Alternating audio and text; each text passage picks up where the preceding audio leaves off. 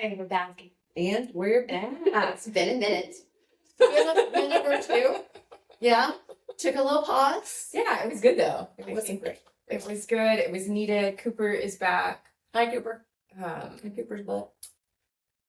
We're bringing. I've had blue hair. Yeah. And not. I know. I noticed it the other day. I think when I came in for my session, but there was a whole lot of other stuff going on, and we didn't even talk about it. But yeah, you did have blue hair for a second. To just be my authentic self, and then it turns out that that's not my authentic self. Sometimes we have to dye our hair blue to figure out that's not our authentic. Also, I just couldn't get dressed. Yeah, that's been my hang up about the vivids and the fun colors. Is I know that it would dictate my whole. It fucked me life. up so bad every morning that it was like that alone was just not. It makes everything so much louder. Anyway, we don't have to get hung up on blue hair, but it was a whole personality I tried on while in between podcasts. Yeah. I kind of time traveled back to my platinum white hair, and it was such a, well, number one, it was very loud. Like it, not just having platinum white hair, but having a, like almost a bald fade. You know what I mean? Like having a man's haircut, platinum white hair. It was very loud. It was such a beacon for attention that I had to kind of wear a costume to enjoy it. Like it was another mask. Yeah. And it was probably the last mask that I let go of was Oh, interesting. My hair. I shaved it all off. I let it grow out long enough to where I didn't have to shave my head bald in order to get rid of it. But I mean, even the top of my head was barely a finger length of hair on top of my head to see what my natural color was. And I kind of figured it was going to be a lot more gray than what it was. Because, you know, your roots always look dark up against white hair. Absolutely. And then this grew out and I have dark hair.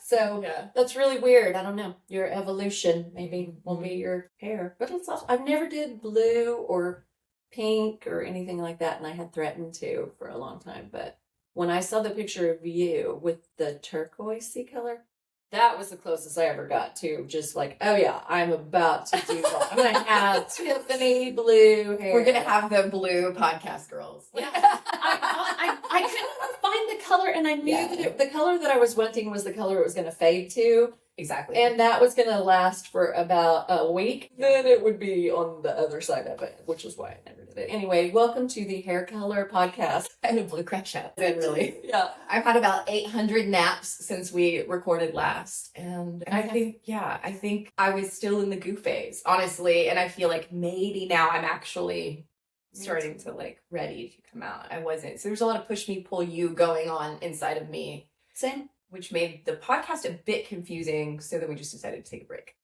We did decide to take a break, and you were also moving your whole work. Oh, right. I mean, like, there's some physical move involved involved with it. And that, I think, that physical shift led to the realization that you were way more in the goo phase than what you had probably realized. And I think I had realized, too, that I'm still trying to figure out what exactly it is that, you know what I mean? This is a whole new like place to be as far as being vulnerable and out loud and talking about I'm talking about the woo-woo stuff, but breaking the fourth wall, talking about the woo. I had to come to terms with the fact that, number one, I was still hiding. Yeah. A lot of truth around like the inspiration behind us wanting to even talk about this stuff out loud. And then another shift happened that I wasn't prepared for, and I still haven't made sense of. And that's another thing that I feel a little bit extra vulnerable. Not only are we back, but we're back and we're bringing a whole new kind of. Yeah. So what are we saying? Are we ready to go? I guess I'm ready to go. Well, I've kind of prevented myself from talking about it, like rehearsing it in my head, what to say, because I didn't want to do that. Yeah. Actually. And then also it's real symbiotic because it's happening to you too. Right. And you and I haven't even really talked about how it has affected you and your mom. Yeah. And I feel like I should be asking, but there's also a part of me that hasn't wanted to ask in case that there was maybe even a downside, or because it's been very positive for me. So what we're talking about is my dead stepdad. Yeah, Jones has entered the chat. Jones did Stepdad Mark has entered the chat. like only a boomer man can. Right. So tell the story real quick, because you and I were hanging out doing a diffusion. Well, he's here, so Yeah. let's just say that. Hi, Mark. Hi, Mark. Okay, I was sitting where you, in the vicinity of where you're sitting right now. I could come over for energy matrix clearing sessions that Joan does. Highly recommend. I think I was getting ready to leave. I don't remember this part because you didn't tell me about it till later. So who knows? At some point during the session, Well, my mom, so we're on the same property as my home. My garage is kind of behind us. My mom walks down the driveway. Denise notices her and just says, "There's your mom." That's literally that. I was like, "There's your mom," and that was when Mark showed up. But he didn't tell me who he was. He didn't show. He didn't show me anything other than a view of a lake from a porch. And I get energetic read hits and stuff all the time. So if I see an image, I don't necessarily, especially if it's not connected to anything. There's nothing about a lake house here, by the way. Let me like they're around us in any way, shape, or form. Yeah. Joan and I have not. So like it wasn't, and we're new friends. So Denise doesn't know a whole lot about my personal life yet. No. So she had no idea about my stepfather. And I think maybe you knew he passed. I But other than definitely that, knew because didn't know his name. No, I didn't know the timeline of anything or how he died. This makes me sound like a very shitty friend on my end. Number one, it's not that I'm not inquisitive. Joan and I have known each other through different channels, but we have not ever like connected as friends outside of work or working together with something like an energy work, whatever. So the reason that Joan knows way more about my side of things is because this whole part of it was born out of, and the new friendship that we have been building was born out of me doing the energy work with you. And so all more one-sided, not intentionally, but I think everyone would understand that. Of like, if you're coming to me for a session, if I start talking about my own life, it'd be weird. Well, not just talking about your own life, but I mean like details. Right. Like it made sense. And those things take time to come out in friendships anyway. Right. Like, it takes time to get to know somebody. And we've been getting to know one another in like 1 hour chunks through energy matrix clearing sessions, or you know, not 1 hour, but you know, a couple in these couple of hours or whatever. And then we might hang out. But the idea for the podcast was born really early. And so we started working on this, and I haven't done a lot of excavating into Joan's people or her past or whatever, other than the light and polite stuff that we know. We both do hair. We know a whole lot of the same people. Right. And so like broad strokes, you know a lot more of my detail stuff because of the work. So no, I had met your mom. We did a little, I don't know, class at the School of Metaphysics. Oh, and that was when I think I knew that she had a husband that had passed away. Right. And that I didn't know any sort of a timeline on when, how long ago. Right. Or why he died or anything, which I feel like is kind of important because, I mean, like that was one of the things whenever he let me know who he was, he let me know that he had died of COVID-related issues, COVID-related, specifically his heart, chest. Yeah, he died right at the beginning of COVID. It was late. I'm not laughing because of that. I'm laughing I'm laughing because of my interpretation of what I wrote a story in my head around it. Yeah. Your reaction to it was, wait a minute, you had nailed it. Yeah, but I hadn't affirmed that yet. Right. So on the day, that first day, I just started getting these very strong visual images of a lake house and a lake. I didn't connect it to you. It didn't have anything to do with, and I definitely didn't connect it to your mom because, well, I don't really know. You know what I mean? Like, I didn't really know her, didn't really know her. But that was very strong and very much around me. And I definitely knew that he was a dude. I definitely knew that he had passed away. And this is the part where I'm coming out of the closet. So if my neck is getting red or whatever, okay, I don't know if it's something that I have always done or if it's been since my near-death experience. But yeah, I will pick up on when there are people that are no longer in a meat suit. I will pick up on their energy, which is simply what it is. Yeah. Frequency, energy. I'm trying to remember how much time had passed before he started talking, and when he did, I was asking like, well, who are you? You know what I mean? Like, it's great, it's beautiful, it's a beautiful place. I love Why am I seeing it? yeah, I kept thinking maybe it was for me. Like I needed to use this for meditating, and this was going to be. I mean, like I really, I don't know how long I kind of played around with that, but it's a month maybe. I mean, like I feel like a lot of time had passed before he was like, Mark, my name is Mark, and I'm like, hey, Mark, okay. Yeah. I didn't know that your stepdad's name was Mark, so I wouldn't have connected it to you. But that was when he was like, pinged. That was his word too. The day that I had had my session with you, when I saw Lori, he was with Lori. It's my mom. Oh, it's your mom. I'm sorry. And yeah, the day that I saw her and I said, hey, there's your mom, I pinged.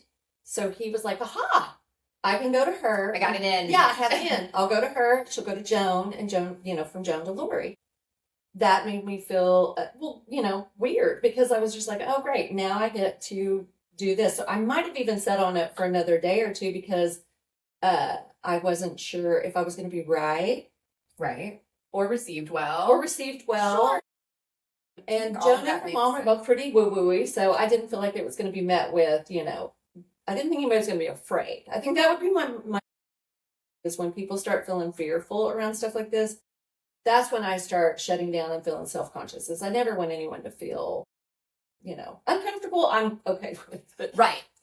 Fearful, or if it goes against someone's. Yeah. And from the very beginning, we thought it's super fucking cool. Yeah. So, yes. It's never once been received weirdly at all. And if anything, it's been a joy. And that makes me feel really good. Yeah. I'm sure he's been trying to get a message to her for a long time. And she and I both just haven't developed this yet in a way that allows us to really trust ourselves, probably, and also have a clear channel to him or others. And so yeah, I don't know. I think it's been great. I think it's, my mom feels way more confident in her ability. Yay. Which is what we're all, that's the goal. Yeah. Since I've been put in Mark's quantum school. So then he just stuck around. Yeah. And he's not just. Stuck around. I love it. And I love him. It's really a strange thing for me to say how, which I guess he's one of my guides, so it would make sense. But how quickly it's become real normal. And that was one of the things that's made me feel kind of uncomfortable, because I don't want to take ownership over your stepdad or of Gloria's husband that passed. You know what I mean? Sure. And he has helped me. I have been in what I like Mark quantum school is what I keep calling it, but the Sterling School. Is Sterling School. I have not looked him up. I have not. I have not Googled him. I have not looked him up. I have not. I kind of had an itch to want to. And he and I had a conversation about it, and he was like, do whatever you need to do, find out whatever you want to find out. But I kind of feel like if I get to know his human self a lot, I will. He's just like, you're not going to like that version of me all that much, is the whole thing. Like, me too, Mark would not have dug me all that much. He and I have already worked through all this. This has been over a month. So let me talk about Mark. Please do. Please. Number one, how long this has been going on, because I feel like I'm about to learn about Mark too, and it made me feel spicy all of a sudden, because Mark has let me know that I'm a lot for him, and then when he was a meat suit person, he wouldn't have dug me either. I wouldn't have dug him, and he wouldn't have dug me. Yeah. I talk way too much. I'm way too wordy. My particular ADHD drives him insane. I love it though. I love how imperfectly perfect it all is. You know what I mean? He's like, great, this is my.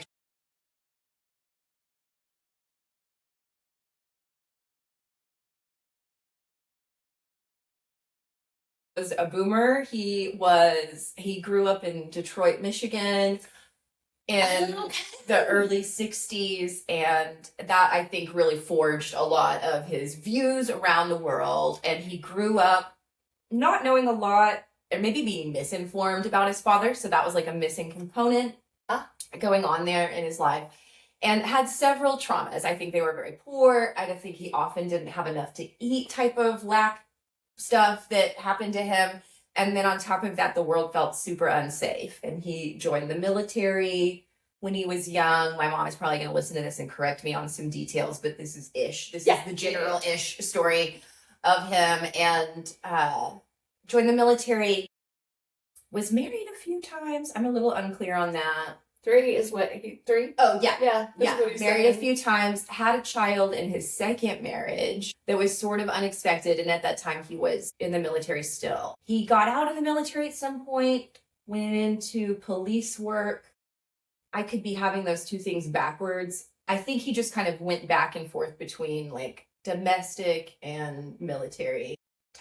Very regimented, whatever it is. Super regimented. He was deployed a lot. He was on he was in Kosovo. He was in He saw a lot of violence. Yeah. He saw a lot of violence. And that's the part that he, like, for me, when I have been curious about who he was as a person, because by the way, I've been aware of guides, but I have never been aware of having a guide that was a person. Like, I can feel people's energy around. Like, I have an aunt that just passed away. She's been around me a few times recently. My own dad passed away. He's around a lot. He and Mark like to do boomery funny things that they think are funny. The day that the radio started playing all that stuff. I love it. So great.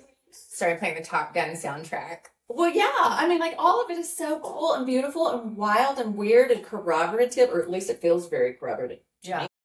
But it created a personality in him that, made him extremely rigid, extremely fearful. So he was militaristic in the way that he approached safety and hypermasculine. And so, no emotional connection whatsoever. I think that as we've learned later, like, he and I never really connected, but I always did know, like, if anything physical in the physical world were to happen to me, I would be well taken care of. Like, him and my mom would be there at the drop of a hat. You know what I mean? Like, like money, whatever. Like, I could have. You had security. I had security knowing that they would be there for me. Yeah. But if I ever tried to get to know him or share anything about my personal life with him, it was really met with like very walled off. He didn't know him. He didn't know him and know him personally, and he didn't allow himself access to anything like that. And like, he felt a lot more with your mom and their connection. 100%. Very strong connection. Yeah. To the chemistry. He was immediately attracted to your mom. Yeah.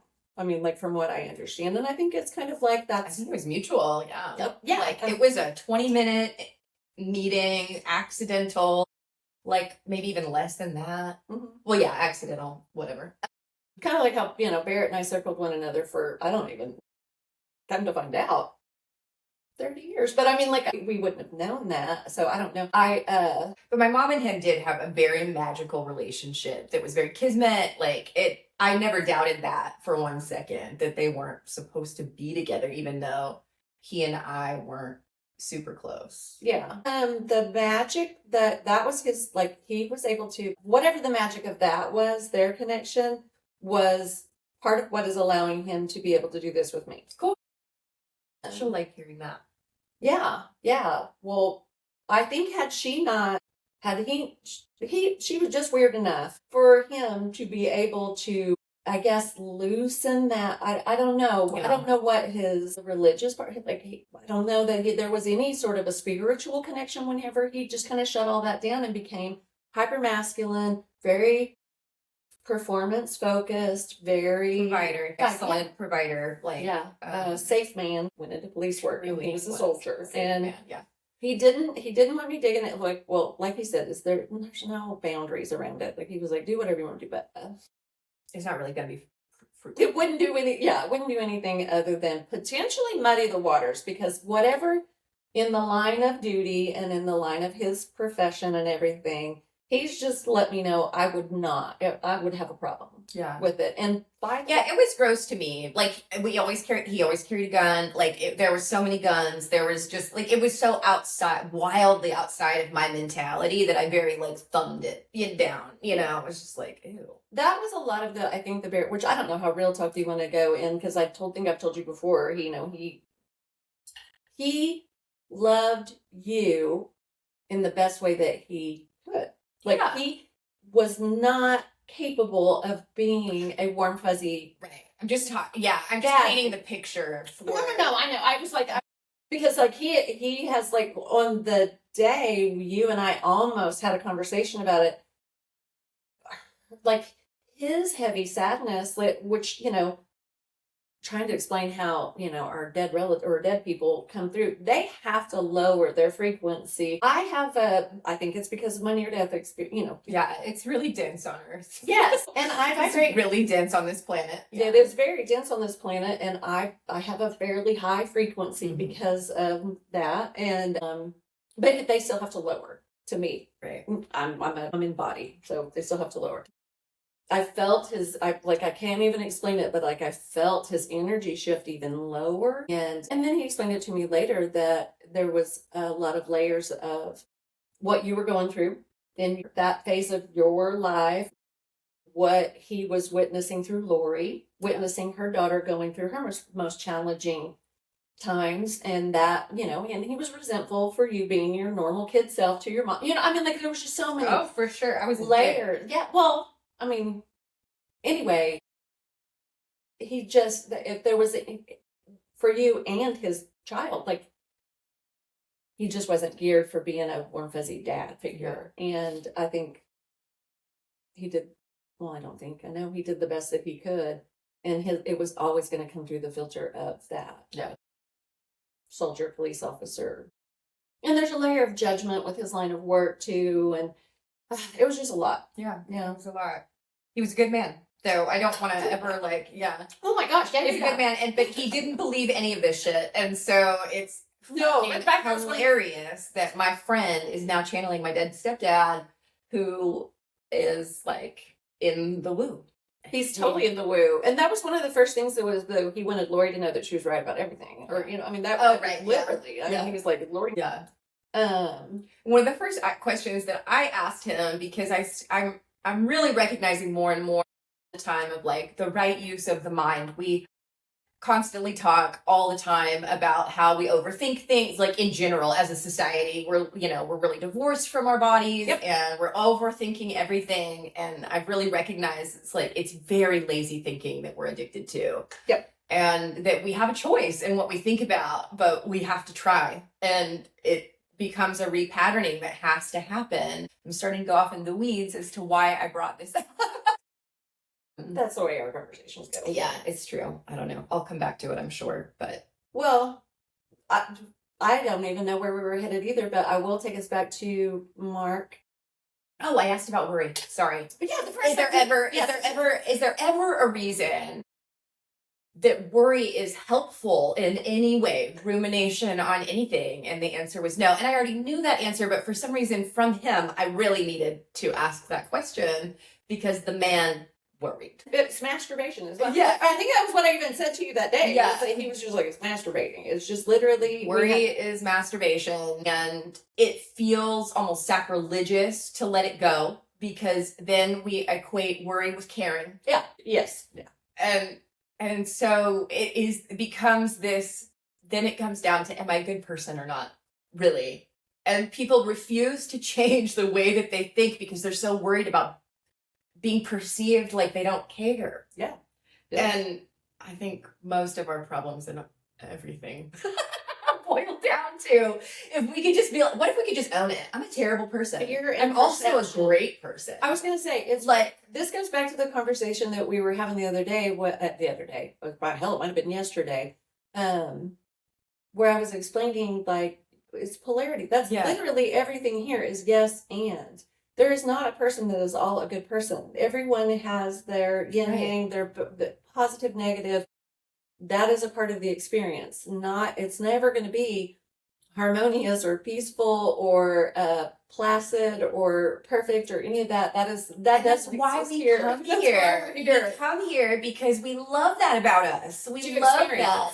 Mother Teresa was also kind of cunty. Yeah. You know? Yes. That's what Gandhi was kind of. Yeah. Albert Einstein, whose scientific theories, we fucking sucked. He did suck. Yes, he He sucked as a husband. He sucked as a husband. He treated women like shit. Probably stole some of their beautiful buildings and homes, and he was a piece of shit. Right. I mean, like, yes, so, and Mark it's has helped always me gonna be understand like- that. But Mark and I were about as opposite. Okay, because he was real Trumpy. Yeah, we were about as opposite. I would have not ever guessed that. I've never thought to ask him about any of that stuff until Lori pitched that at me the day that we all got together, which I feel like we've shot past the fact. It's okay. So one day I was leaving here and my friend's dead stepdad showed up. Didn't tell me who he was, but I don't know how long into that he finally let me know who he was. That I got brave enough to, I think I sent you a voice note and just said, no. Hey, I think maybe your stepdad, his name is Mark, and I'm pretty sure that he has shown up. And I don't know why, other than because of your mom. And he keeps showing me the same scene over and over and over and over and over without change. This lake, it was a view of a lake from the porch of a lake house. And it was so, there was a weeping willow tree where some of that branches actually touch the water. Beyond that, there's like a bunch of wildflowers, like fields of wildflowers. I mean, just like a fire pit, some Adirondack chairs, I don't know, just like a very beautiful lake house scene. And then when he started talking to me that he was Mark and that he built it, I built it, and then I needed to tell you, and you needed to tell Lori about this lake house and this lake scene that he made. He built it himself. He made it. And that was the part that was also Hobie was not handy in the 3D one. So I was writing stories. I was writing stories in my mind, which was, okay, well, I should tell you number one.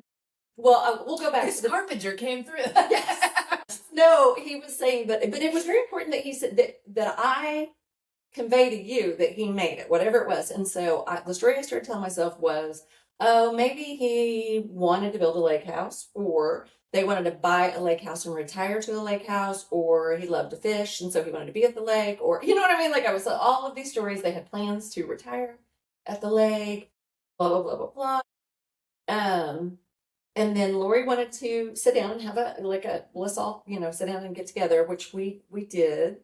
And that was when Lori yanked the rug out from underneath me and then told me that, because you didn't know about the lake house either until that day. She didn't tell you prior, because you told her, hey, Marcus, tell me how that went. So yeah, I basically was like, oh shit, I'm going to let her listen to I kind of hit pause and was like, I need to go find her. Oh, okay. Because it felt like I'm the middleman. Like, it's not for me, really. Welcome. So I think I texted you and said, I'm a permission to let my mom hear these. Yes. Which then you were like, but then whatever, we did. And she started filling in the gaps.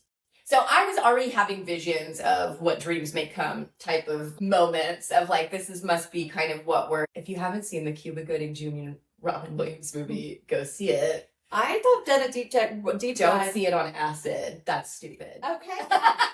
Yeah, definitely don't do that. Originally I saw it in the theater right when it came out, and after an impactful, there had been a death that had happened, and then I didn't know what the movie was about. I had no idea, and it was a little bit of a whoa, but to me, and I was young. That was before. I'm trying to remember. I had already had some kind of woo-woo experiences, because I almost lost my first son. So I had, you know what I mean? I had already gone through some things where I had relied heavily on faith. And so when I first saw that movie, I thought, oh, I want to know who wrote this. Because somebody else they've had peeks behind they know something. Right. I want to know who wrote this. Oddly enough, I've heard that man on a couple of different podcasts. And yeah, so that's an interesting story in itself. But it's like how your brain works. It has never occurred to me to go further behind the curtain. But I always want to know. Anytime anything rings true to what feels like, oh, this is my experience, I need to know what. Go even funnier. After I had my near-death experience, and I liked the movie prior, but it's called Defending Your Life. It's an Albert Brooks movie. It's very funny. Meryl Streep. It should have been a much bigger, the cast in it is pretty great, but It's about a guy that dies and then he goes into the afterlife. And the way it is ran, and when I saw it, I was just like, I need to know who wrote this. Like, this person's had a near-death experience. Like, this person has made a funny scene out of what happens, like, after we die. Well, Al Brooks wrote it. Yeah. And so, and I like him. And so I've wanted to, I've always said, if I sit face to face with him, I'm going to be like, I need to know very quickly. Yeah. I need to know when you had your near-death experience. Yeah, exactly. Or somebody told you about theirs, because there's no way you wrote that. There's no way you wrote that without knowing the, peek behind the curtain kind of thing. Anywho, so you played my voice note for Lori. Yeah, she started filling in gaps of like, the lake house is something that we had taken some classes at the School of Metaphysics earlier in the year, and we were taking a meditation class, and some of the visuals that and even in my own classes that I teach through guided meditation, often we go to our safe space. Mm-hmm. It's a really common thread used through guided meditations, and it could be anything. We want you to choose whatever you want to choose because we want it to be as comfy as possible. And we use it often so that you kind of... Mine's a mermaid beach in Hawaii. Mine's a hobbit hole. Like, specific, very, like, very cutesy. I'm a cave person and human design. So it's like, and that was before I knew that. I had already found my hobbit hole. So anyway, so hers is this lake house. She built this lake house and in her mind's eye. And so Mark saw that and he built it for her. That is the thing that almost, like, blew me away, but that was the part of it that feels so evidential to me, was of all the things that I was expecting Lori to tell me that day, I was not expecting her to say, it's really interesting that you mentioned the lake house, because after Mark passed away, I created that. That was my safe space that I went to meditate, and that was when I was just like, yeah. He also helped me understand, number one, he's learning all this too. Like, so is it okay for me to say, like, he's not a super high level being on the other side? No, he's not. I'm not gonna take his grades, because God knows I'll go home and my oven will start singing again or something crazy. And whatever, he graded us. Yeah, he did. And that's before I knew he was a teacher. That was also funny. I didn't know that he ever taught classes. Yeah. I didn't know so much that he's like, it's so crazy. Speechwriter. Didn't know. Yeah. Didn't know. Yeah. Didn't know. God, I feel like I'm telling 9 stories at once. When Lori had said that was her place, that was kind of when the floodgates opened up, explaining to me. Well, after we had our initial conversation, I'll tell you what I was confused about was how he died. Because what he was showing me was he was in a place that was very similar to a part of when I had my near-death experience. And I feel like we talked about that in a different podcast episode, but I'm not sure. I don't remember. In my own near-death experience, I went to a place that most near-death experiencers call the void. I was out of my body. I didn't go through a tunnel of light. I wasn't greeted by dead relatives or anything. I was just in a very sick and dying meat suit. I popped out of it. And from that place of feeling like I was dying, which I was, I popped out of my body. And then I was floating in just bliss, is the way I always describe it. And when I say floating, I always felt like I was also being held. I didn't feel like I was like spinning, free floating or anything, but it felt very contained. And at the same time, I felt like I was getting bigger because I was absorbing everything. And by everything, I meant like knowledge, just everything. I was absorbing the universe. I was absorbing everything that's ever existed from everything. And it felt like a lot. And that's when I was opening my eyes, which of course I didn't have eyes. I didn't have a body. And I was trying to see, like, what am I getting bigger? What's going on? I don't have a body. I don't have a body. How am I seeing? I don't have eyes. How am I seeing? And it was, by the way, that was we are still us. Right. Look, my personality was still my personality. I could also see 365, which was disorienting because I was like, whoa, I don't have a head. Like, I'm seeing all the way around. And that was when I noticed the glowing yellowish, energy ball of whatever source. And then it was just And there was kind of looked like kind of filamenty things like going off of it, but I mean like it was talking to me, but it was a lot of voices. It sounded like many voices talking in unison almost. I've had that experience. Yeah, I've heard this before. at If first it's it's like- cacophony, kind of, you're like, I know I'm getting a lot of information. I can't hear Yeah. any of it. But Yeah, right, it was really and basically just let me know that I'm definitely not in my body, and that I was going back, that I was going to not be able to remember everything that it was happening because I couldn't, like that this body isn't capable of holding everything that I was sucking in or absorbing or whatever, taking in. I'm trying to remember how that even connected to what Mark, I know why. So in that while I was having this experience of being in that void, there was a vignette, is what I want to call it, to where I could see this version of myself, which was not the version of me. At the time of my near-death experience, I was a 220-pound, blonde-haired woman who was very sick and dying. And I was on my way to not being a 220-pound lady, because in a very short amount of time, I shrunk down to I don't even know, 90 some pounds. Like I was very husk of a person. But in that vignette, I was in what kind of looked like a very space agey hospital type setting. And that version of me was covered up with a white sheet on a bed, like a glowing, very high tech looking bed. It looked very space agey. Like I never understood it. And I didn't understand, like, I didn't understand who that was. Like, is that because it looked like me, right? But I didn't know if I was looking at a alternate timeline version of me, a past life version of me, a future life version of me. I did not know, because she was thin and muscular and had long brown hair and was naked on a bed covered with white sheets, sitting up and looking at me. You know what I mean? Right. It was like, so Hi. and that was happening also simultaneously as a lot of other shit was happening. So you know what I mean? It was a lot of stuff. And anyway, so Mark was letting me know that after he died, he went to that place, what he calls the healing place. So he was in the healing place. And the story that I told myself was, he had one of those long drawn out COVID experiences where he was on life support, and like he hooked on a vent. I was on a ventilator, and blah blah blah blah blah, which is in itself a healing place. Yeah. And so I had already started telling myself a story about, I had written a story about Mark's death experience and how he died, or like I don't even know. I just, like, in my mind that solidified. And I think it was because he was showing me that he was in a holding place for a prolonged period of time. Right. I didn't understand that. And it's still going to be hard, I think, for people to understand. And I hope people ask us questions about it, because I want to learn to understand it too, because time only exists here. On this planet. Well, the way we experience time, linear, the way we experience linear time from birth to death only exists here.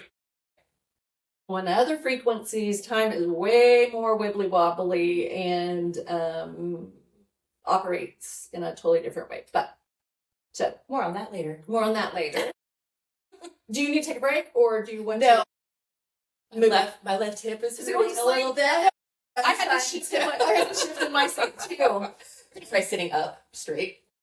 Also, I told this story always just like kind of makes me spicy. So I'm trying to get back to the day that we all three sat down, and I came in, and I think that's where I confused you, because I was just like, okay, so tell me about how Mark died, because I want information. Like, I feel like we really genuinely have a connection. When Lori said that about the lake house, I was like, okay, this is definitely her. This is Joan said stepdad. Like, there's no way. I didn't pull his name out of my ass.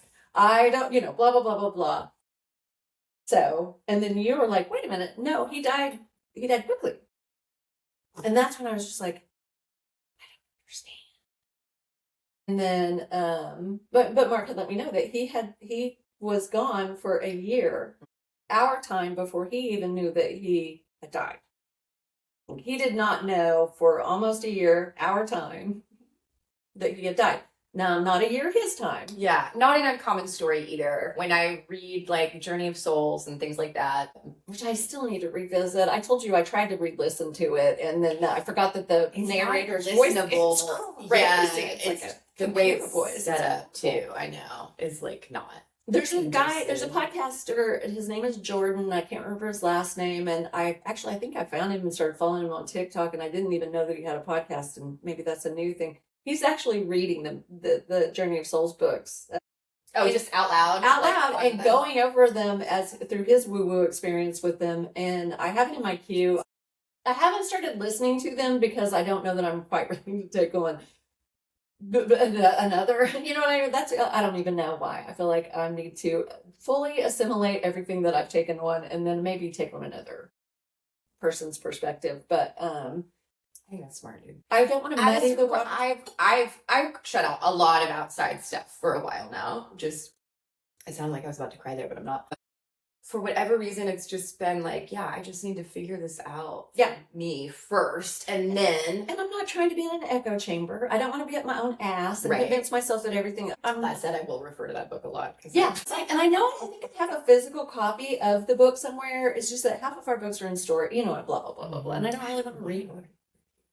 Well, your mom had said the other day, she's like, I think we have a couple of copies of it. And then that will be and then I'll have to physically read a book, which, by the way, ADHD rules the day most times around here. So sitting down with a book and like digging into it. And I would fall into that book again because I really want to revisit some of the past lives are really fun. Yeah, Just kind of realize the structure of everything, and or even just, I was getting my nails done the other day, and so I was reading it. I only read it when I get my nails done. I don't know why. That's the Kindle book I go to when I'm sitting there with my paws trapped. That's a good one too. Yeah. It's kind of like The Body Keeps the Score. I've always called that a bathroom reader. Oh, interesting. I haven't picked that one up. Oh. I haven't picked it up because it was written by a man, which I don't normally lean towards things like that for reasons like that. No, but it's like, it's about men's nervous systems. You know what I mean? Yeah. Like, it really is. Women are so different. Oh, yeah. Well, I mean, like, we just recently in the 90s started studying women's bodies. So Yeah, it's very that information didn't wide far reaching out there. But I'm watching Mad Men right now in the first season, and Peggy's pregnant but doesn't understand that she's pregnant, and then whoops, she's having a baby, and like has a psychotic break about it. And Neil and I are watching it together, and he's like, "The fuck? How is that possible that you could go that?" And I was like, think about, like, she wasn't taught about her period in the 1960s. Yes. She wasn't really taught about how sex works. She was taught not shit about her body, and then is like expected to, understand a metamorphosis. Well, first of all, okay, that touches on a couple of things. Number one, so part of the quantum school that Mark is running me through is how important it is that we learn to operate our meat suits, our bodies, and humans. I'll just speak for the humans in the United States of America because that's where I was born and raised. Mm-hmm. Like, we are not taught anything about the way this is the most high-tech piece of machinery you are ever going to operate perfectly in this plane of existence or otherwise. I mean, like, other than we exist in a light body, which is another thing too. Like, one of the things that Mark is helping me understand, like, where he on the frequency that he is when he is not with me, like really again with me, but like where his true highest self is, whatever. He feels like he is in a body. Like, he feels like he has, like, his light body has form. Yeah. What color is he? Does he know? Well, every color he wants to be. And by the way, there's colors we can't conceptualize. Like, sure. One of the reasons that I say, like, when whatever I was interacting with is like this whitish glowing ball, I really think that it was probably colors that we don't have. Like, I don't have a frame of reference for. Right. Like, actually, I know that. That was a question more from Journey of Souls. It's like the color of your aura on the other side is more about he's not showing me. I love it. Good. He shouldn't probably. It was a gotcha question. You're right. Well, but here's another thing too, and he's kind of checking. We vacillate, and I think that's what I was trying to explain to you. The way he comes to me, because sometimes I get a younger version of Mark, and then sometimes I get an older version of Mark because he's accessing that.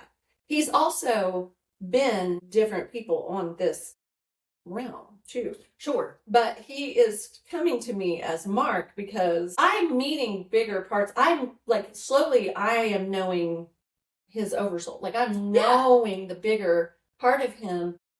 And I feel kind of protective of the Mark part of him because that's the part that you and Lori know. And I feel like when I start talking about like big concept Mark that is in quantum school on the other side and is learning how everything works, well, he learned, and how his work on the other side of helping us level up. Yeah. I mean, like, so that we can function like we're supposed to. I don't want to pull it. You know what I mean? Like, I don't want him to not feel like him to you guys anymore. Oh. And I feel like maybe because he's like, one of the things about him being like a MAGA person when he was in body, that is so wild to me. But he has really helped me understand, like, in the energy forms and the way we interact with energy. Holy shit. I can't even be mad about it anymore. Like, I've unplugged from the whole politics side of it, and it's gross and it's messy as is birth. Right. As is any sort of change. We're in the transition right now. I know. I like, we're all duped, and everyone's like, you were duped in that way. And like, we're all duped. We're all duped. We're all duped. And we're all also, how dare you be duped in that direction? We're also having 8 billion individual experiences coexisting at once in a very confined space. In a encapsulated bubble. We live in a holographic matrix. It could be a pinhead, yeah. Everything that, by the way, like everything that I say that feels like I will say the thing, like some of the things are just my concepts of things, and if I say things that don't align with your beliefs, then then this isn't for you, and that's great. That's awesome. I don't need anyone coming and let me know how wrong I am. We're still figuring a lot of this stuff out, right? Too, and so we're gonna misspeak. Well, but also, I mean, like, if someone wants to engage in like a healthy, wonderful dialogue about, well, I think that the way you have it is all wrong, and I would like to explain to you why, and we could have that would be awesome. But if somebody wants to come to me and just let me know that I got it all, that is awesome. Write it down. Keep it to write it down. Put it somewhere where I might find it at a time that I could read it whenever I have the, you know what I mean? Like, I think that's great. Thank you for letting me know you have big feelings about the way I think and believe.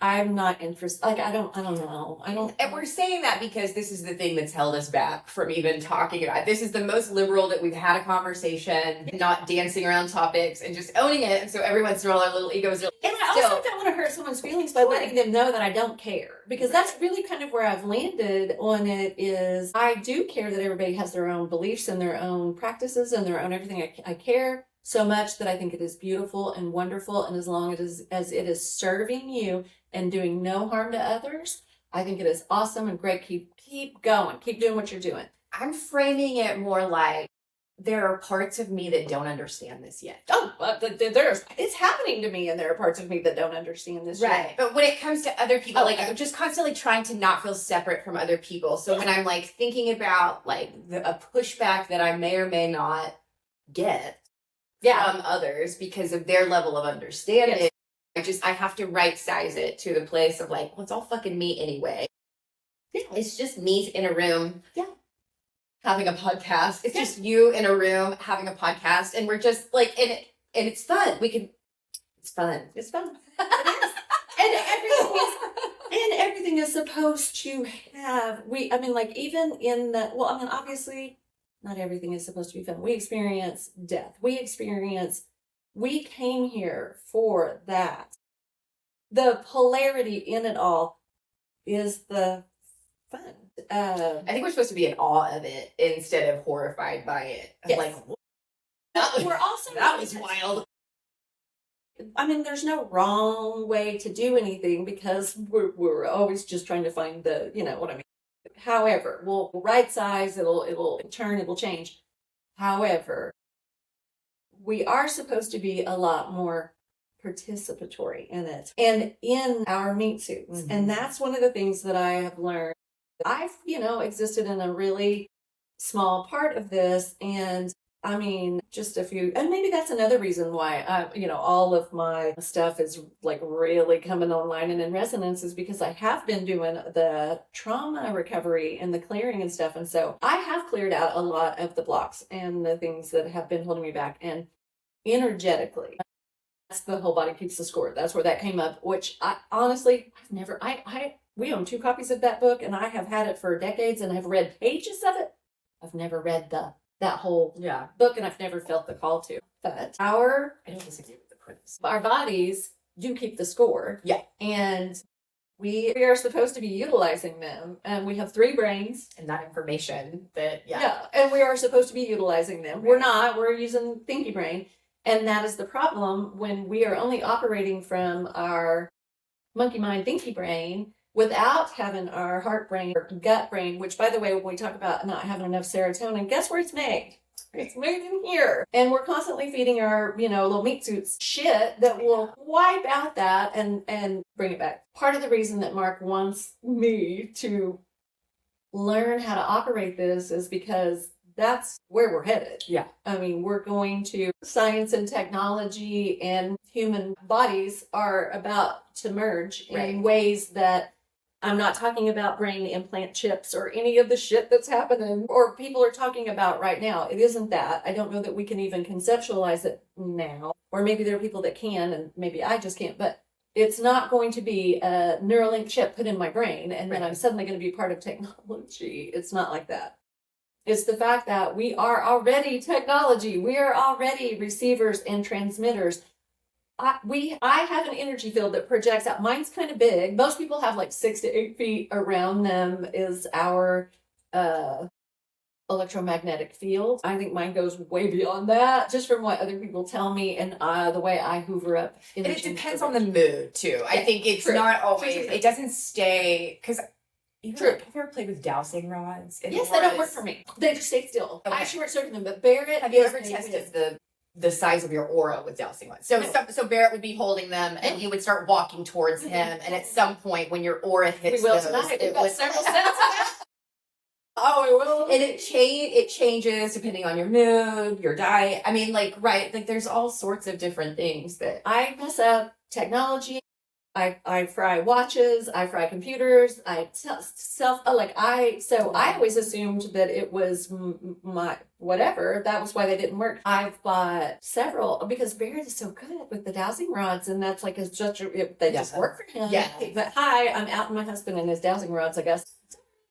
I think it's a pendulum. Not gonna lie. Yeah. So I've kind of gotten to the point where I was a little bit weird about them. And I do have a couple of pendulums, but I don't really use them. I have to say, I think I have a lot of the modalities. I have tarot cards that I've been trying to. There's Lori. I thought I saw her out of the corner of my eye, and then I didn't. But yeah. Hi, Mom. Hi, Lori. Hi, Mom. I'm sure we'll have her in on one of these. Oh, I think she'd be willing. Yeah, I think she would. Fun to talk about all of this, and it'll probably make me cry because I just feel so relieved that this has been a positive healing. Not that it wouldn't have been, but I mean, some people aren't that receptive to. Hey, why do you get to hang out with my dead husband? Oh no, I really want to hang out with him. Well, she is. I know. And that's another thing too. Like that. Trying to explain to. Oh, I almost said muggles, but you know what I mean. Like people. Like, we are capable, when we're not in the meat suit, bilocation would be the closest thing that we would be able to explain it. Our energy it's not all of me is sitting here in this room with Correct. You. And that's a hard concept to get, except that, what I was going to say, when I throw big things out like quantum entanglement and how we can exist in different, these are all scientific things. And that's one of the things that Mark has helped me understand in this whole quantum lesson that I've been getting from him is it's in our face. Yeah. Like we've been proving all of the things that we know on the quantum level, like quantum physics. And that is the type of where the science and the woo are going to marry. It's going to be around the whole, and we're going to get better with plasma technology. And that, I think, is going to have something to do with this big leap forward that we're about to take and why not just our knowing how to operate our bodies. Like, I was in my 50s doing trauma recovery work before I knew that emotions are supposed to happen throughout your body. You're supposed to feel emotion as almost a wave throughout your body. I'm an intellectual. I had historically, I'm now learning to feel emotion through my body, but it has worked for me to do because I have been operating, I guess, like a computer, but you know what I mean? Like I would intellectualize, I feel this or that or whatever. It sounds dumb and oversimplified, but I wouldn't allow that to go through my body because number one, I wasn't in control of it.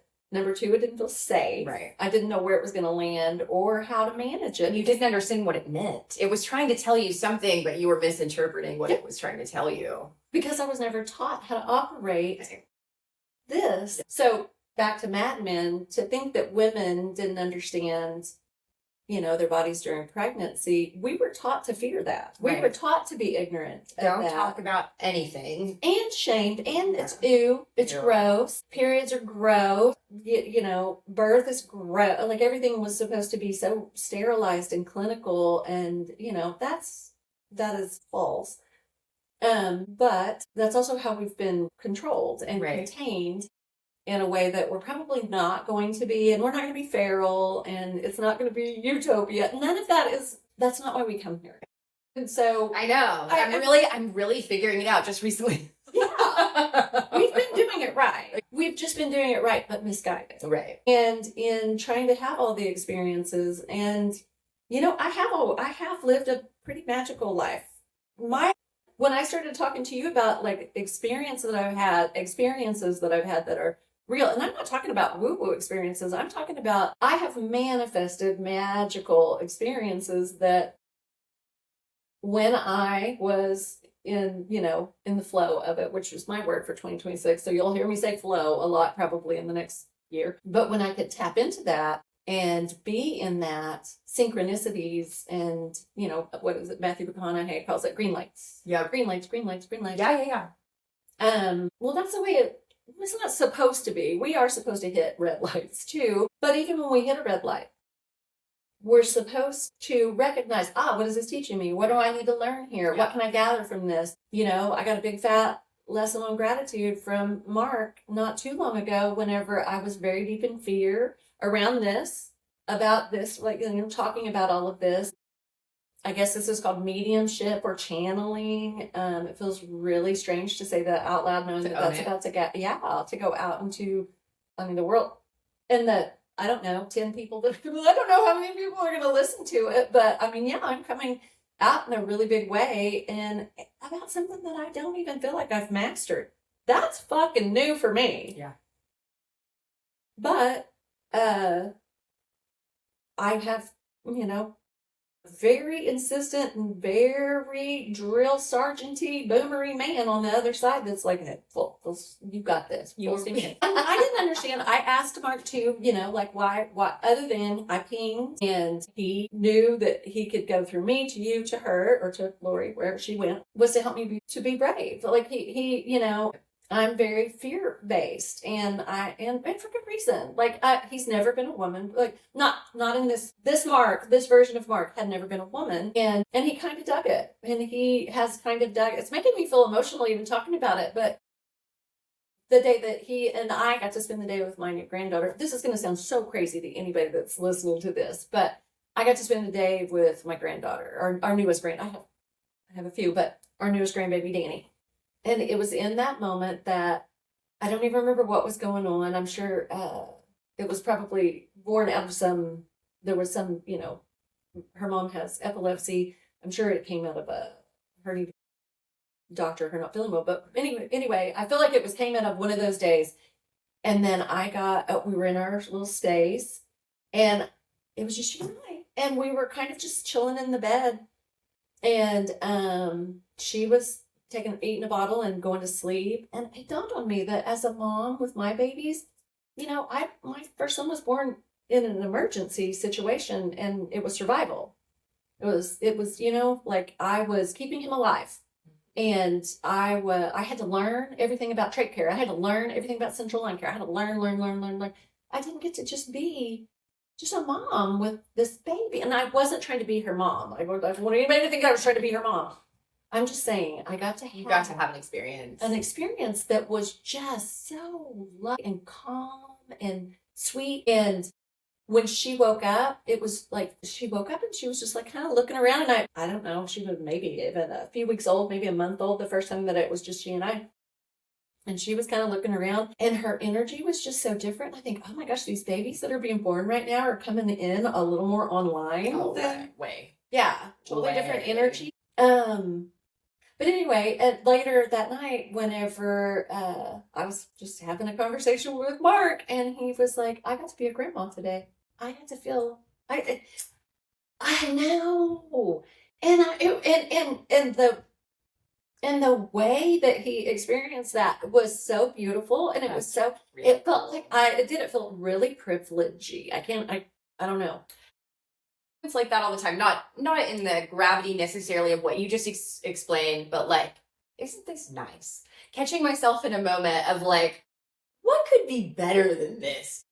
Whatever's happening at the time, just like yesterday was a holiday, and just getting to like really enjoy who I was with and what we were doing, and which was nothing, but it was like, isn't this lovely? And that is also a part of the polarity, because I know you and I soaking in this lovely and isn't this nice moment, there will be at least one person out there that number one isn't having lovely or nice, or number two is hyper aware of how not lovely and not nice there are pockets of the world right now, and there is immense suffering. That is a part of the polarity. And the beauty of gratitude is that while we're in the lovely and the nice, we fully experience it and we fully embody that, because we will tumble out of the lovely and the nice into the polarity of, oh my gosh, this is so hard.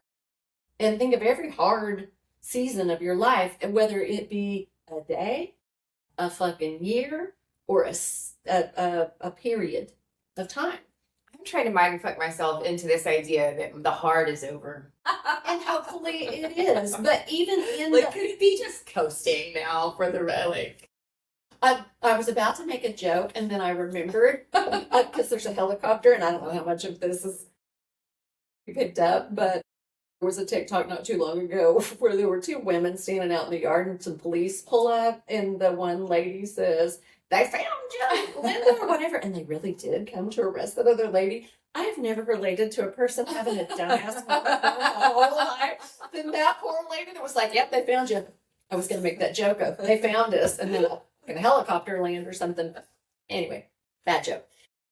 Back to, well, I do feel like there are those of us that have front-loaded our hard parts of our lives, so that when we finally do get to the part where we wake up, we do get to enjoy an easier part and the hard scrubbing off lessons of the superhuman, super meat suity part of it. I do feel like I've kind of gone through that too, and that doesn't mean that there won't be real loss. We're gonna I'm 100%. As long as we're alive, there's gonna be ebb and flow. But on the whole, like, struggling with addiction and struggling with not understanding relationships, and not that I fully understand relationships, but I have at least gotten to the phase of fully understanding relationships enough to know that I'm never going to use another person's nervous system to regulate my own, especially without consent, because dear God, we are not taught that, number one, that's what we're doing. Right. And number two, that it's not good and it's not fair. And it's also a really shitty way to be. And also, that is bad energy. You're never going to feel really good whenever, like, if I were to, like, let's say you were in your lovely delightfulness and enjoying your vibration, and you are just occupying that space. And then I come in and take a big shit on it, and we co-regulate one another. If I yank into you that way and I use you in that way, am I going to feel a little bit better? Yeah, I am. Are you going to feel a little more, I'm going to say, to me, am I going to feel like, well, Joan's a little more back in the real world because, because water seeks its own level. Exactly. Yeah. But neither one of us are going to walk away from that as our best selves, because we've just yanked into a kind of sideways energy exchange. And if I yank on your non-consensually. Now I know I usually come to you and say, oh my gosh, I'm coming in hot and here's where we are. And I give you a heads up. And also you and I work very symbiotically together to where, you can tell me your energy doesn't feel good to me right now. And I don't want to engage with it. And I would be like, oh man, that sucks. But yeah, you're right. I guess, and that's the way Joan and I exist together. But how many times have you encountered a person while you are feeling really good and they aren't? Yeah. And there is the energy exchange. And because I have been a people pleaser, and also I have been a co-regulator in so many codependent relationships, that it really didn't even dawn on me that that's what was happening, and that I was giving away energy against my will. Right. And to people that didn't really even need my good energy. They needed to go and be in their shit. Yeah. I have two things to add. One is I catch myself a lot when I'm feeling good and I end up around someone else that is vibing lower. I feel guilty. And I have a hard time holding on to my good vibe, because what kind of asshole stays in a good mood around someone that is not? And that's been a difficult thing for me to untangle what I do with that. Like, how do I was raised. The other thing I'm codependent. Right. I'm dancing with all the time. And this is like, Neil and I are in such a fantastic place in our relationship that, and I get, it's like permission. Right. But can I have the 30-second hug? Can I have the, because I'm feeling like spiraling out and I can see it. And so I think that's massive progress on my end to like use the tools available to me. And he is very grounding for me. And I am very grounding for him too. I think he constantly, sorry, babe, wants to cuddle and like, he might not always know exactly why he's reaching for it. But he knows it makes him feel better, and it will carry him through but I think that those are really safe tools that we don't always utilize in the ways that we should be. And so, but it's a part of the same conversation, right? Of like, what's the word I'm looking for? Purity. Well, and also and awareness, knowledge. Like, I mean, like you had mentioned the 30-second hug, which, it's not that, but Barrett and I are very physically demonstrative. Like, I mean, yes. Like, first of all, Barrett is very grounding and regulating for me. Always has been. Mm-hmm. I think that was one of the first things that I noticed whenever he and I very first met on a sidewalk 10 years ago. Was whatever that energy exchange between us, that immediately felt very good to me and very safe. Yeah. And Barrett does have very safe energy. Like, never met anybody that met my husband that thought he was anything other than just really good, Mm-hmm. Which is awesome. Awesome. It is so awesome. But not everybody has that, and not everybody recognizes that. And so like asking for a 30-second hug, I don't know very many people. And that is why, I mean, by the way, I have been working on getting to this place for a decade now. I mean, more than that, really. But I mean, like actively online thinking about it, there's been 10 years that I have been seeking to root out the trauma that is causing the blocks of me being able to be this version of myself, which can be vulnerable and say, hey, I don't know, I'm struggling and I need help, whatever that may be. Yeah. And to know that I can, also having safe people. I mean, like, I didn't historically have safe people that I could ask for help from. I mean, if I oh my goodness. And just, I can't imagine growing up, little Denise going to literally anyone and saying, I need a 30-second hug to co-regulate. That would be, that would have been insane. Yeah. But I want to teach that to my grandkids. Right. I don't, and I would love to be able for my grown sons to be able to hear this and get this too, to know that these are tools for them too. But I just kind of feel like adults have to find it on their own. You can't, if they don't have the ears to hear, this is just going to sound like wah wah. I think the Dannys of the world that are coming in now are going to understand better and better how their bodies work. And some of the issues that we've had to plague. I feel like it's a good place to wrap it up a little bit. Yeah. honestly, I need a bathroom break. Yeah, I was just going to say, I probably need to eat a bite of food. I Yes, think I need to ground into my body. Our plan, okay, so when we had decided to come back and start recording again, we definitely wanted to bring Mark, and the fact that my friend Joan's stepdad has entered the chat into what we're doing and what we're talking about. Mainly because if he isn't directly, he says what I'm doing, what most people would consider channeling, the way he and I operate. Yeah. I don't know that I know what, like, to me, my perception of channeling would be kind of like what that Bouchard guy does, Right. And I am way too much of a control freak to try to even conceptualize. You don't want the voice. No, or to do work. I already have too many clicks and weird, you know what I mean? Like, I feel like I need And I love Bashar's voice. yeah, me too. I'm just saying, for me. Right. But because it is I don't even know, but you get to be you and you get to do it. Yeah. However, safest to me.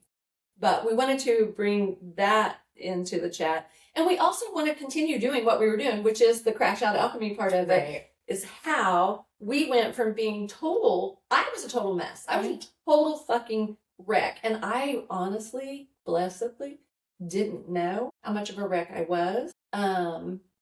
And I'm really good at faking. So I don't know that a lot of people really knew how much of a fucked up mess I was.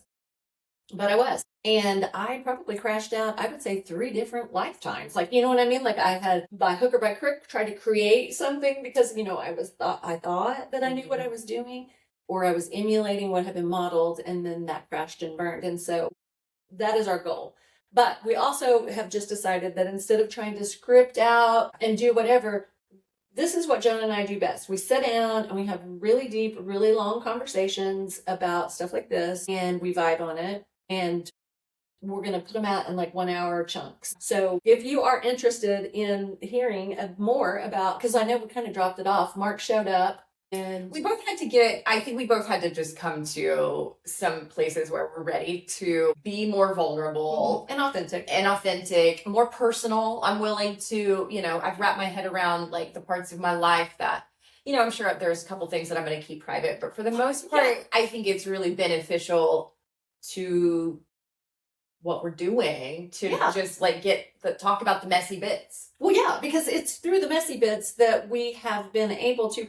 That's again, but I mean, like, had I not been hit rock bottom, I would have been able to push off from rock bottom to find the next level and the next level and the next level. And I'm not saying everybody's going to level up to where their friend's dead stepdad's going to show up and start talking in their ear. But I mean, like, who knows? Maybe.